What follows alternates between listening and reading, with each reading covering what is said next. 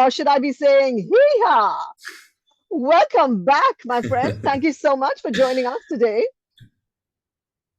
Yeah, no, I'm so thrilled, and thank you for doing this. This is yeah, this is just an amazing thing. So I've been meaning to get in touch because I've been, following your Insta feed, also following a lot of things that people have been saying about you. We just needed to celebrate your journey on this global reality show, My Kind of Country. So, thank you so much for joining us. And oh my goodness, how are you feeling? Uh, I'm relieved actually, and yes, one person celebrating. I'm so happy. um, no, but I'm so excited. I always look at these things as the start of a new journey. So if anything, like I'm just really looking forward to seeing what's next. Absolutely. Uh, you know, So yeah, Introducing the folks in Nashville, in yeah, America, also the mecca of country music, to actually country music coming yeah. in from India, I should say, Desi country music. That's a first. Mhm. What were the feedback? What were the reactions? All of that. Yeah. So the first off, the whole process of just being invited there and just being asked to, it's like, okay, time for you to come. Let's be a part of this amazing thing. Yeah, It was in itself very exciting. But the moment I got there, the moment it wasn't just Indians there. There were South Africans, there were Mexicans, there was and there was a contingent of Americans. So, you know, we were um, we were kind of put in this boot camp, and yeah.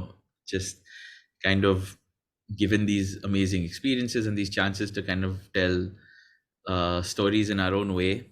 Mm, And yeah, there was an opportunity for things to get very Indianized and very Indian centric as well, yeah, where the music was concerned, especially when I was on stage and everything. mhm, yeah. But I know that I'm not that kind of person. I've never picked up a sitar or any other instrument like that in my life. So it would have been out of character for me to sort of have that. But to have this like representation from these many countries and everything, to kind of put a voice to our kind of music, not just country, was really enlightening. It was incredible. Hmm. And when you talk about the feedback process and everything of the sort, Yeah, I'm sitting in a room with amazing musicians every second day, yeah, thinking about how we're going to tackle each song and how we're going to think of it creatively and have fun. yeah, um that in itself doesn't change wherever you are. And yeah. so I'm just glad. I think this was the first time in a long time that I really got to express that. And and you just it's just that you're a kid in a candy store. You're just asked to just have fun and pretty much party straight all the way from Yeah. start to finish. It sounds like you are having incredible fun, right? So we'd like to know more about the whole mentorship process. You were mentored by Jimmy Allen. Hmm. A little bit about Yeah, that, and also you were doing covers. You were doing Billie Eilish covers, Taylor Swift covers, and I think getting a chance to showcase yeah. your original music as well. So a lot happened. Talk to us about that. Spill the tea. Ye- Yeah, I mean, I'm drinking coffee, but Me like, too. Me it's too. just here's the thing, like, the scouts themselves they're such enigmatic characters, in the sense that, I'll be really honest, I'm not a big country music listener. Like, so when I landed up in Nashville or anything of the sort, and I saw the scouts for the first time, Yeah. I didn't really know who they were. There was this whole, you go and play, and the first song I played was Ring of Fire, and I was scared enough just having to go and play my own version, and then suddenly you're put in a room where three people kind of decide your fate Yeah. for the next round. And then suddenly you're kind of introduced to these characters who end up being very instrumental in the process. And Jimmy was, I think, the perfect person I could have been paired up with in this process, because he was a funny, charismatic, kind soul that was always willing to sort of listen, but also always chime in with some solid advice. A Yeah. lot of times, you're kind of met with things in this line of work. Sometimes you're met with things and pointers which are very vague, and Jimmy was very direct. He was very to the point. It's like, if you're going to try this, do it this way. If this is what you need to focus on, just try it like this. And it felt very practical. And I was surprised to hear that from, in an environment which is always asking you to sort of kind of bring out your best self every time. And he focused on the little things that really mattered.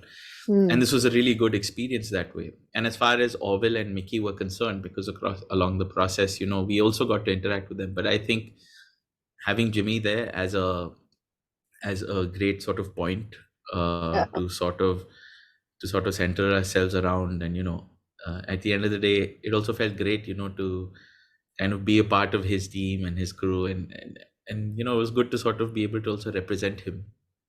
I have to say this. I mean, the fact that you get a chance to also platform your original songs. And so here you are, it's a huge platform, right? Here you are playing your original stuff and getting such incredible reactions from the likes of like Casey Musgraves and Reese Witherspoon. Excuse me. How was that? Don't remind me. I mean, I will, because it was just magic.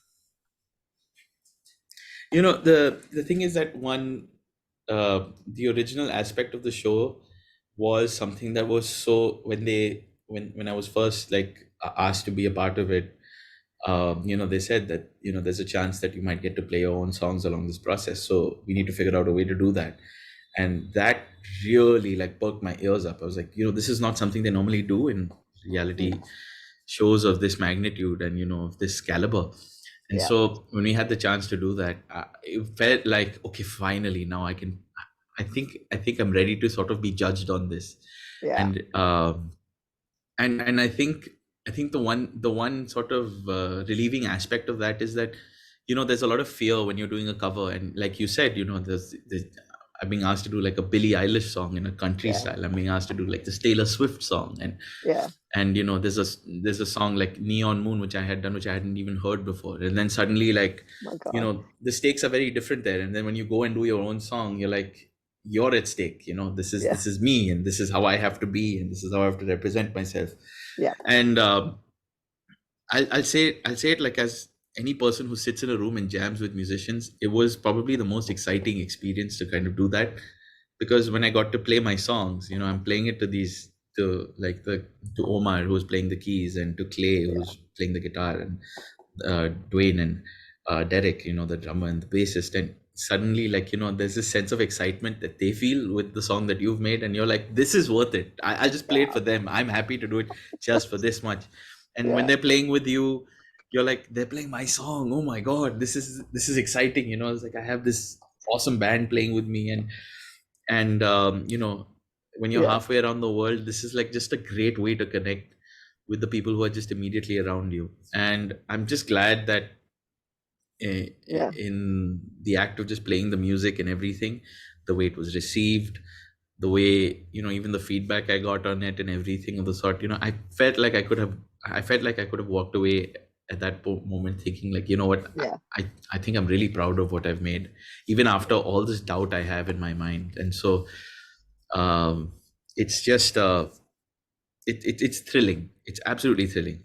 And I have to agree, because I was watching you there and I'm thinking, go Dhruv, there was this instant connect. And also the fact that you're so technically proficient on the guitar, and they were recognizing that, and I'm like, this is it. This is what it's about. 94.3 Radio 1.